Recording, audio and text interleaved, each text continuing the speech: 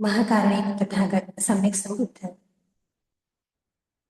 जिन्होंने अनुकंपा कर हमें यह महान कल्याणकारी मार्ग दिखाया है, उन सभी सम्यक संबुद्ध को मैं वंदन करती हूँ। उनके द्वारा उपदेशित सद्धम्म हमें सभी दुखों की मुक्ति दिलाता है। उस धम्म को मैं वंदन करती हूँ। उस धम्म मार्ग पर चलने वाला जो संघ है, उस संघ को मैं वंदन करती हूँ। आप सभी के प्रति बहुत बहुत मंगल कामनाएं। और आज की धम्म देशना हम शुरू करते हैं। आज की जो धम्म देशना है, थेरी गाथा। तो आज ऐसे थेरी के बारे में जानेंगे जिन्होंने अपने जीवन में सही अर्थ में रूप की नश्वरता जानी और अनित्य बोध जगाकर वो अरहंत बने। सभी जो अरहंत थेरियां हैं बहुत पुण्यवान है। हम कह सकते कि स्त्री रत्न भी, उत्तम स्त्री रत्न ऐसे अरहंत थेरी है। और हर एक के जीवन को अगर हम अच्छे से अवलोकित देखते हैं तो हमें बहुत ही प्रेरणा मिलती है। सही अपने जीवन कैसे जीना चाहिए, स्पेशली जो महिलाएं होती हैं, उन्होंने अपना जीवन कैसे जीना चाहिए और निब्बान की ओर कैसे अपने आप को बढ़ाना चाहिए, इसकी अद्भुत प्रेरणा हमें इन सभी थेरी गाथा से मिलती है। तो आज जिनके बारे में हम जानेंगे वो है जो सिद्धार्थ गौतम है, बोधिसत्व सिद्धार्थ गौतम। उनकी जो सौतेली बहन थी नंदा, इनके बारे में जानते हैं। तो जैसे आप सभी को भी पता होगा कि जो नंदा है, जो राजा शुद्धोधन और महाप्रजापति गौतमी, इनकी सुपुत्री थी। उनका नाम सुंदरी नंदा पड़ा। तो सुंदरी का अर्थ होता है जो परम सुंदर है। तो ऐसी जो नंदा राजकुमारी थी बहुत ही सुंदर थी, अनुपम सुंदर। तो इसीलिए उसका जो एक विशेष पदवी भी होती थी उस समय में, जिसे कहा जाता है जनपद कल्याण। जनपद का अर्थ होता है कि उस राज्य में, उस नगर में जो कल्याणी, कल्याणी यानी कल्याण का कार्य करती है, अच्छे कार्य करती है, शील गुणों से परिपूर्ण है और जो अनुपम सुंदर है, सौंदर्य भी सौंदर्यवती है। तो ऐसी जो स्त्री होती थी नगर में, उसे कहा जाता था जनपद कल्याण। तो ये जो नंदा राजकुमारी थी, अनुपम सौंदर्य के कारण ही उसका नाम सुंदरी नंदा पड़ा। अपने शील गुणों के आधार पर, अपने अच्छे गुणों के आधार पर वो पूरे नगर में प्रसिद्ध थी। सब उसे बहुत स्नेह करते थे।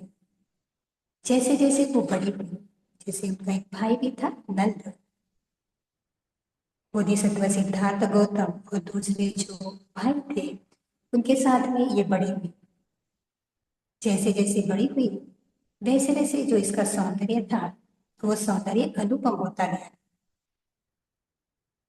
इसके कारण ही उसे जो अपना जो सौंदर्य है उस पर बहुत ही, हम कह सकते कि अभिमान आ गया था। क्योंकि पूरे नगर में अनुपम सुंदरीवती जनपद कल्याणी के नाम से चर्चित थी और हम कह सकते हैं कि शील गुणों से भी संपन्न थी, अच्छे गुणों से संपन्न थी। इसी वजह से उसे जो अपने आप पर बहुत ही गर्व महसूस होता कि मैं राजा की पुत्री हूँ, इतनी अनुपम सौंदर्यवान, मुझे सभी लोग प्यार करते हैं, सभी लोग स्नेह करते थे। इसी वजह से जो ये सुंदरी नंदा थी, राजकुमारी सुंदरी नंदा, अपने आप में गर्व महसूस करती थी और सभी लोगों से जो उसके दास दासी थे या फिर इस प्रकार से जो जनपद में रहने वाले लोग थे, तो उनसे थोड़ी सी दूरी भी बनाए रखती थी। क्यों? क्योंकि उसे ऐसे लगता था कि मैं इनसे श्रेष्ठ हूँ, मैं इनसे दिखने में अच्छी हूँ और जो राजकुमारी हूँ उसका भी एक थोड़ा उसका गर्व था। तो जैसे जैसे बड़ी हुई वैसे वैसे ये गुण जो थे वो गुण भी उसमें बढ़ने लगे। जब बोधिसत्व सिद्धार्थ गौतम, इन्होंने महाभिनिष्क्रमण किया, महाभिनिष्क्रमण करने के बाद जब महाबोधिसत्व सिद्धार्थ गौतम को बुद्धत्व प्राप्त हुआ। बुद्धत्व प्राप्त होने के बाद में फिर से कपिल वस्तु जाना था, क्योंकि वहां के भी जो लोग थे उन लोगों को धम्म की देशना लेनी थी, क्योंकि बुद्ध जानते थे कि ये जो लोग हैं उन लोगों की जो पुण्य है वो पुण्य बहुत अधिक है। इसी वजह से जो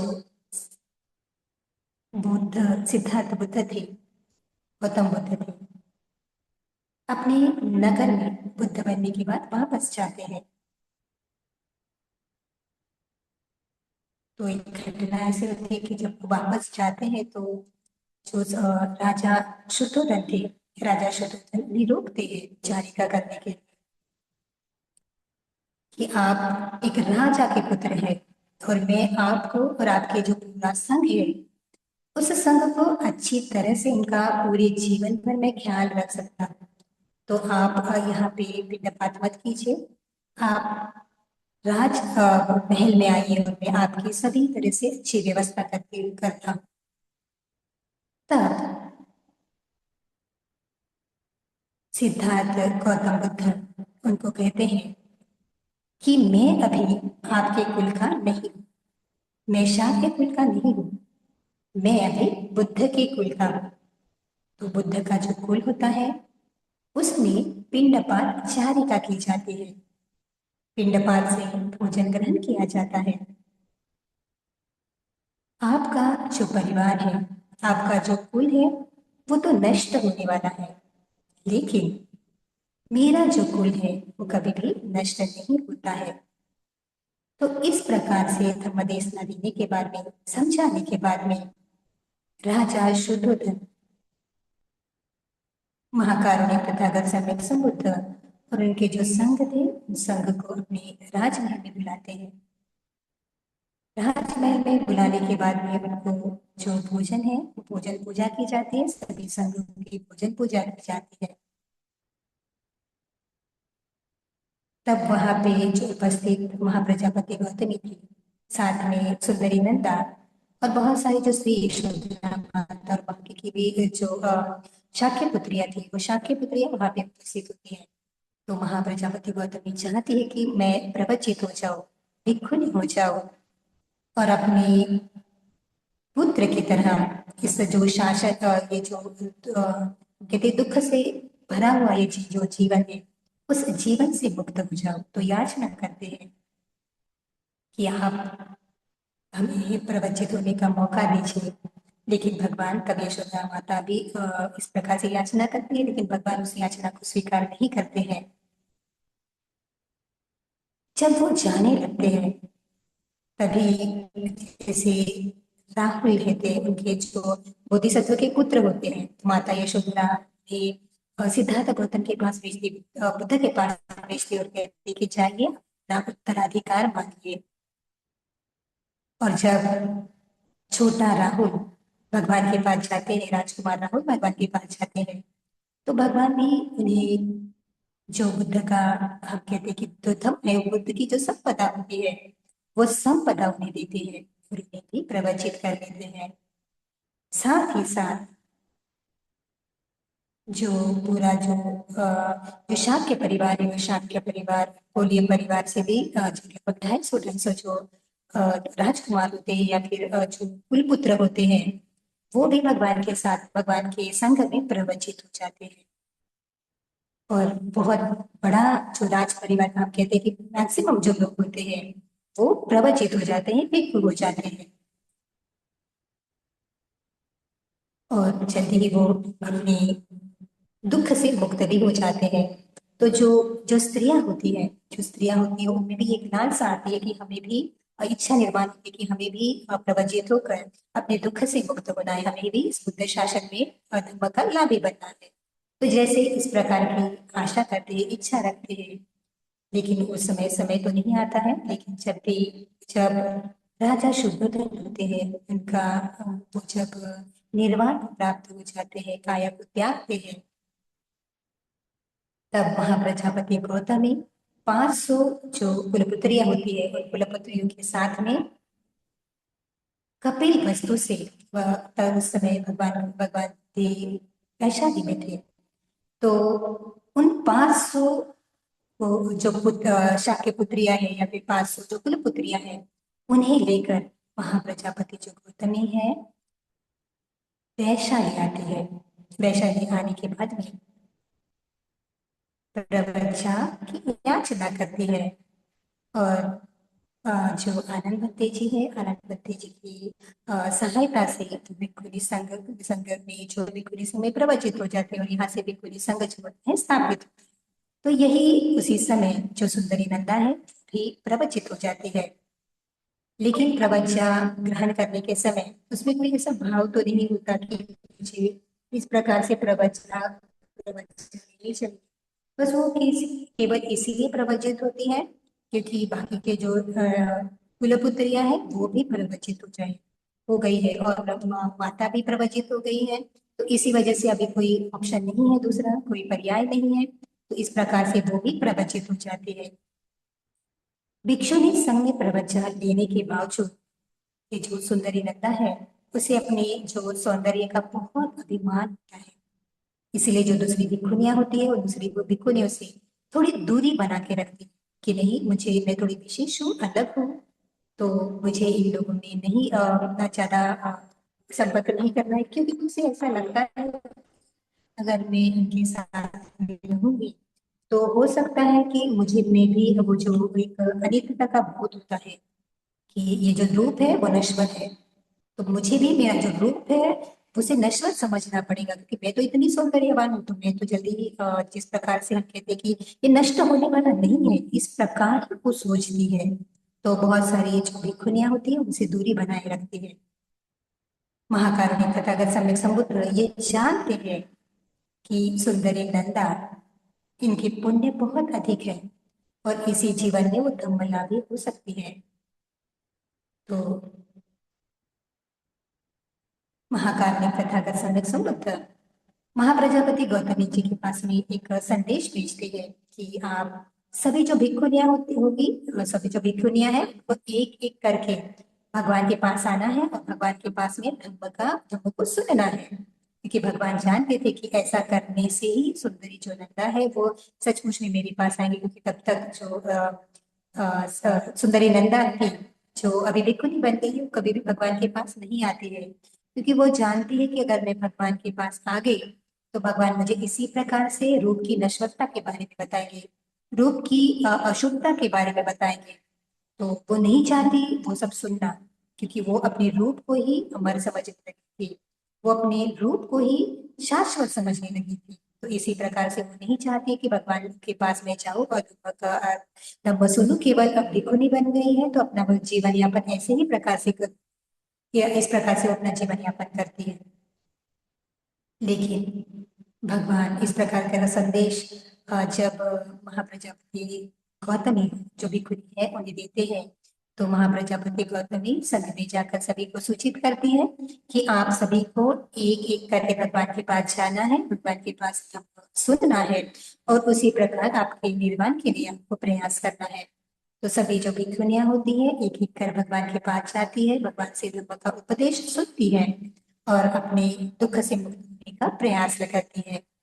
तो इस प्रकार से जब सुंदरी जो नंदा है उनका समय आता है तो वो ऐसा ये करती है कि मैं ना जाऊं, तो क्या करती है कि एक दूसरी भिक्षुनी है, दूसरी भिक्षुनी को कहती है कि देखिए मैं तो नहीं जा सकती, ये कारण है मैं नहीं जा सकती, तो आप एक काम कीजिए मेरे बदले आप जाइए। और संदेश भेजती है कि मैं नहीं आ सकती धम्म को सुनने के लिए, इसीलिए मेरा जो मेरी जो प्रतिनिधि भिक्षुनी है वो भगवान के पास आ रही है और भगवान उनको उपदेशित करे, फिर ये जो प्रतिनिधि है मेरी भिक्षुनी वो मुझे धम्म का उपदेश करेंगी और मैं इस प्रकार से साधना करूंगी। तो इस प्रकार का संदेश देती है। जब भगवान के पास ये संदेश आता है तो भगवान कहते हैं कि नहीं, कोई भी प्रतिनिधि नहीं भेजेगा, केवल जिन्हें बुलाया गया है, जिनका जो जो जिनका नंबर अभी आया है वही आए। तो इस प्रकार से जब भगवान कहते हैं तो अभी नंदा को तो जाना ही है, नंदा भिक्षुनी को जाना ही है, तो जाती है, डर डर के जाती है, झिझकती है क्योंकि जानती है कि भगवान अभी किस प्रकार का धर्म का उपदेश देंगे। तो जब भगवान के पास जाती है, भगवान को वंदन करते हैं, तो भगवान भी उसके सामने इस प्रकार से दृश्य निर्माण करते हैं। देखा गया है कि एक अनुपम सुंदरी है जो इस सुंदरी नंदा से भी कहीं अधिक सौंदर्यवान है, कहीं अधिक शीलवान है, कहीं कहीं अधिक गुणवान है।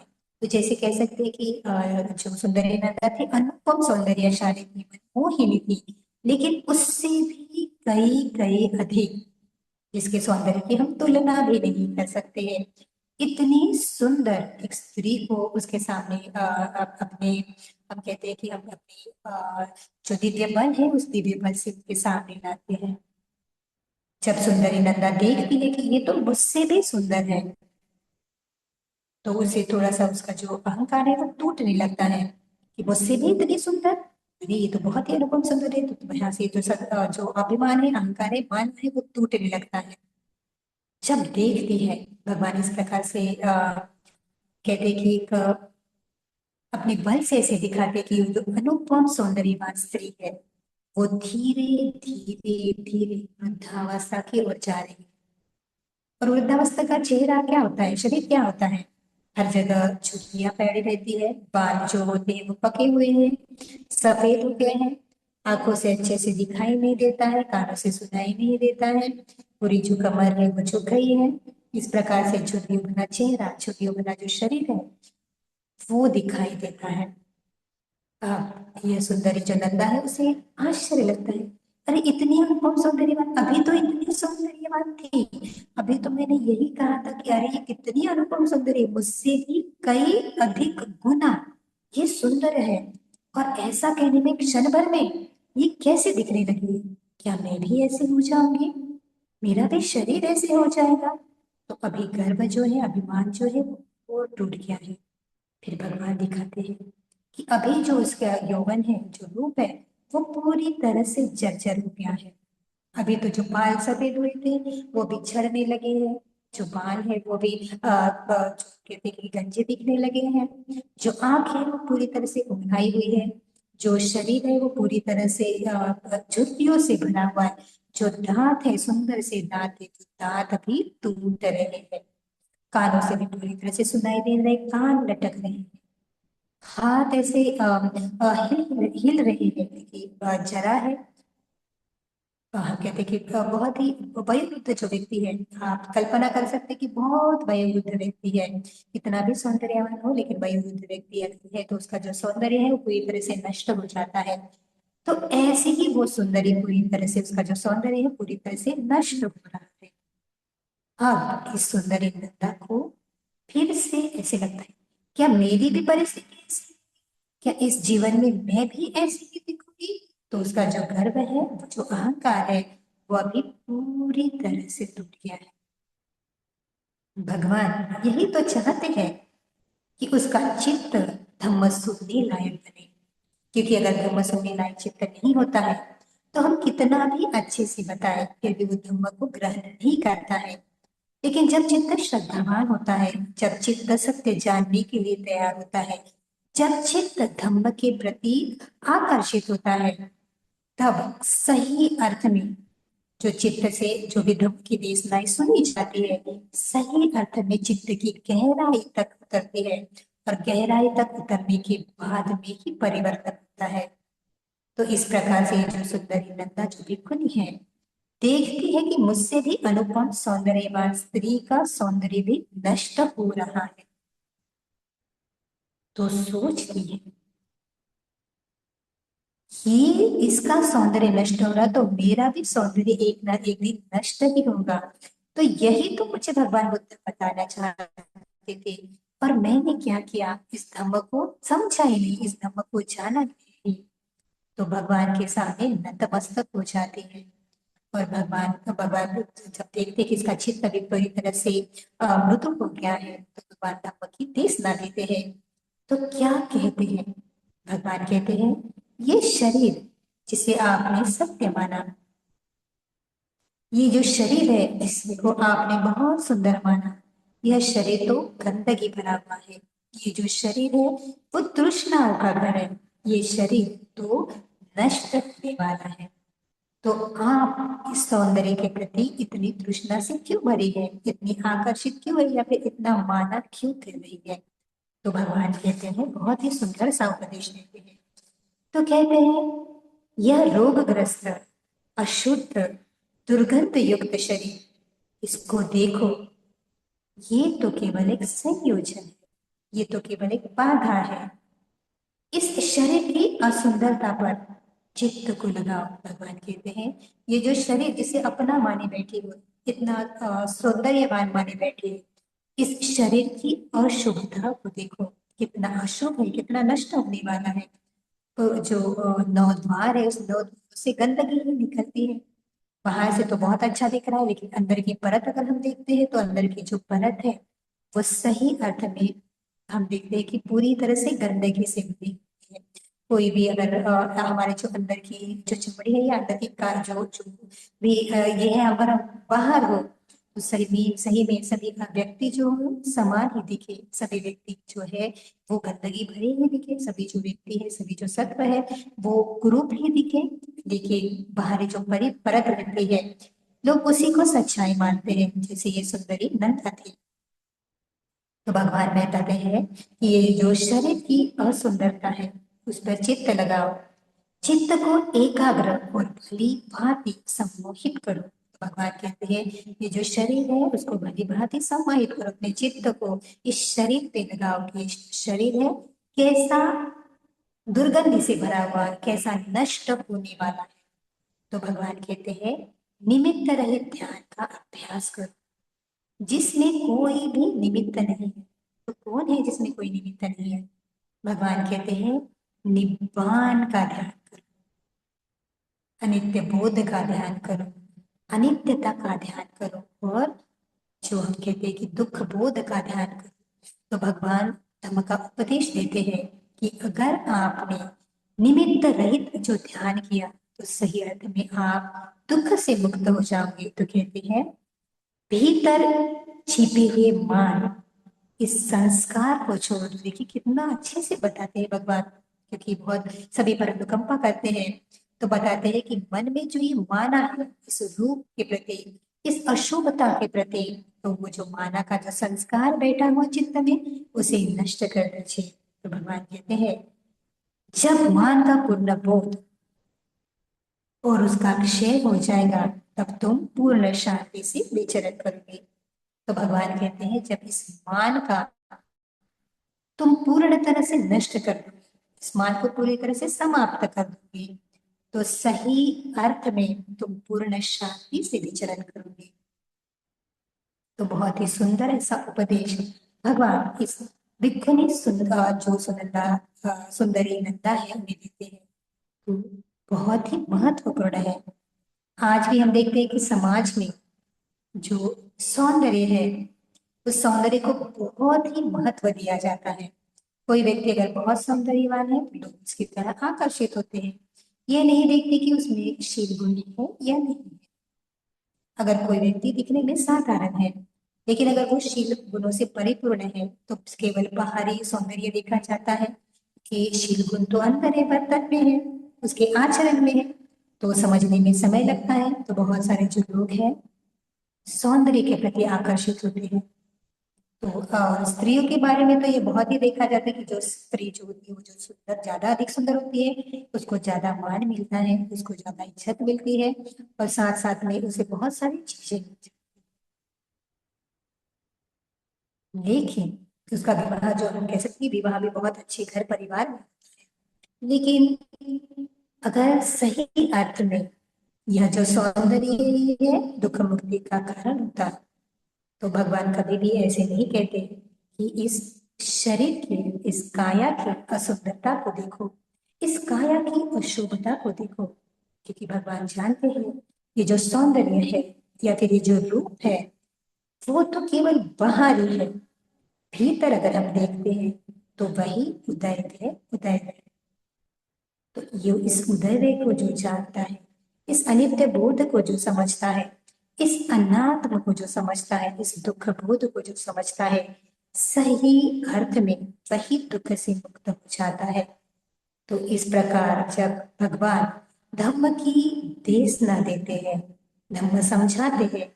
तो यह जो सुंदरी भिक्षुनी है, सुंदरी नंदा भिक्षुनी है, अब जो इसका जो हम कहते हैं कि उसका जो चित्त है वो परिवर्तन हो गया कि धम्म की लाभ नहीं है। तब वो सुतापन्न अवस्था को प्राप्त हो जाती है और फिर ध्यान का अभ्यास करते, इसी अशुभ ध्यान का अभ्यास करते करते जल्दी ही सकदागामी, अनागामी और अरहंत पद को प्राप्त करते हैं। तो भगवान कहते हैं जो ध्यान प्राप्त भिक्षुनियां हैं, उन ध्यान प्राप्त भिक्षुनियों में सुंदरी नंदा है वो अग्र है। तो देखिए इस प्रकार से जो कोई व्यक्ति अपने बाहरी सौंदर्य की जो इसे कहते हैं जो संस्कार है, जो मान के संस्कार है, उसको छोड़ देता है, मैं मेरे का भाव को त्याग देता है और सही अर्थ में धम्म को देखता है, सही अर्थ में सत्य को देखता है, इस काया के सत्य को देखता है, वो व्यक्ति धम्म का लाभ ही हो जाता है। तो बहुत ही प्रेरणादायक ऐसे ही इस सुंदरी जो नंदा है, थेरी है, उनकी जो गाथा है सभी के लिए बहुत महत्वपूर्ण है। तो यही सिखाती है कि सौंदर्य, बाहरी जो सौंदर्य होता है वो केवल तृष्णा का कारण बन सकता है, दुख का कारण बन सकता है, लेकिन जो भीतरी सौंदर्य है या हम कह सकते हैं कि भीतरी सत्य है, वो जो सत्य उभरता है, धम्म का सत्य जो उभरता है, वही सही अर्थ में परम सुख शांति प्रदान करता है, वही सभी सही अर्थ में दुख से मुक्त कराता है। तो इस प्रकार से ये जो रहत थ्योरी है तो बहुत ही प्रेरणादायक है। तो हम सभी को समझना चाहिए कि अगर हमारे जीवन में हमें दुख से मुक्त होना है तो इस काया के प्रति तृष्णाओं से बंधना नहीं है, तो इस काया के प्रति अनित्य का अनुभव करना है कि कैसे बदलती है। क्योंकि जो जानता है कि काया बदलती है, बाहर से भी बदलती है, भीतर से भी बदलती है, तो सही अर्थ में धम्म का अभ्यास करते हैं। जब देखते हैं ये काया में मैं मेरा कुछ भी नहीं है, ये जो काया हुई वो तो किसी पुराने कर्म के संस्कार की वजह से ये काया प्राप्त हुई, अगली जो जीवन रहेगा उसमें काया अलग रहेगी, फिर उसके बाद में पिछला भी जो जीवन है उसमें काया अलग थी, तो ये काया तो बदलने वाली है। तो अगर हम इस काया को ही सत्य माने, इस काया को भी बहुत इंपॉर्टेंट है, बहुत महत्व दे, तो शायद हम धर्म से बहुत दूर हो जाएंगे। तो इसी प्रकार से मैं मेरे भाव, मेरेपन का भाव भी त्याग करना है, और ये जो बाहरी चीजें हमें दिखती है वो दुखदाई ही है, क्योंकि अगर ये दुखदाई नहीं होती तो हमें चिरकाल के लिए हमें शांति प्रदान करती, सुख प्रदान करती। देखिए यह जो तृष्णाओं से भरी हुई चीजें हैं वो कभी भी परम शांति और सुख प्रदान नहीं कर सकती। केवल और केवल सत्य, केवल और केवल धम्म ही हमें परम सुख, शांति जिसे कहा जाता है निब्बान, उसे प्राप्त करने का अवसर प्रदान करता है। तो ऐसे बहुत ही प्रेरणादायक ऐसी जनपद कल्याणी सुंदरी नंदा जो अनंत थेरी बनी, उनकी जीवन गाथा है, तो बहुत बहुत कोटि कोटि वंदन करते हैं उन अरहंत थेरियों को जिन्होंने अपने जीवन में इस प्रकार से बहुत पुण्य संचय किया और अपने अपने जो ये दिखाया, ये बताया कि स्त्री भी इस जीवन में अनंत बन सकती है, निब्बान को प्राप्त कर सकती है।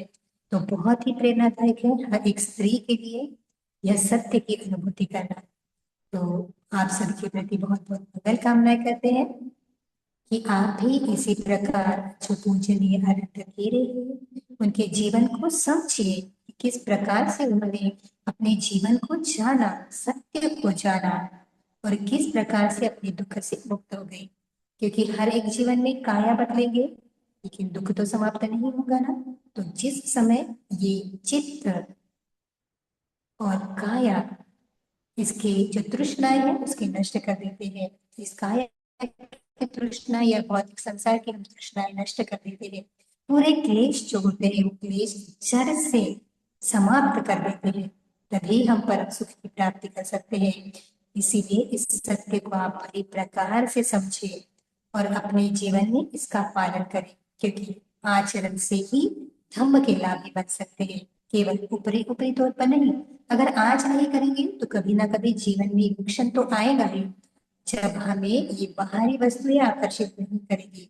बाहरी वस्तुओं का जो हम कह सकते हैं, बाहरी वस्तु का सत्य हम जानेंगे, तो जितनी जल्दी आप जानेंगे उतनी जल्दी ही आप सभी लोग, हम सभी लोग दुख से मुक्त होंगे। तो आप सभी के प्रति बहुत बहुत मंगल कामनाएं करते हैं, बहुत बहुत आशीर्वचन करते हैं। सबका मंगल, कल्याण, सुखी।